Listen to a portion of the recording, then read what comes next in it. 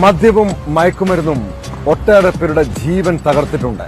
പലരെയും അക്രമികളും കൊലയാളികളുമാക്കും. സുഹൃത്തുക്കൾ ഒന്നിച്ചിരുന്നുള്ള മദ്യപാനം പോലും കൊലപാതകത്തിൽ കലാശിക്കുന്നത് നമ്മുടെ നാട്ടിൽ പതിവ് കാഴ്ചയാണ്. പാലക്കാട് ചിറ്റിലഞ്ചേരിയിലാണ് ഒടുവിൽ ദാരുണമായ സംഭവമുണ്ടായത്.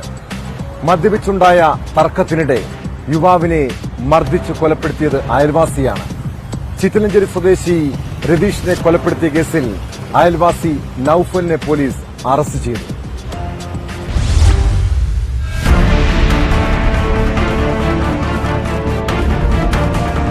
മദ്യപിച്ചുണ്ടായ തർക്കമാണ് രതീഷിന്റെ കൊലപാതകത്തിൽ കലാശിച്ചതെന്നാണ് പോലീസ് വിശദീകരണം.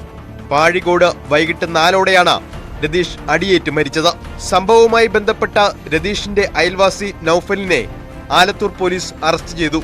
നൌഫലും രതീഷും രാവിലെ മുതൽ മദ്യപിച്ചിരുന്നു. ഇതിനിടെയാണ് തർക്കമുണ്ടായത്. രതീഷിന്റെ വീടിന് മുന്നിൽ വെച്ചായിരുന്നു സംഭവം.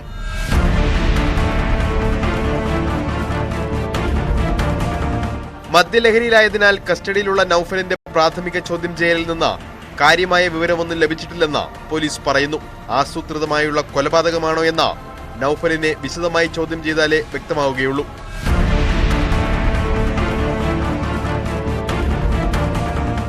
ന്യൂസ് 18 പാലക്കാട്.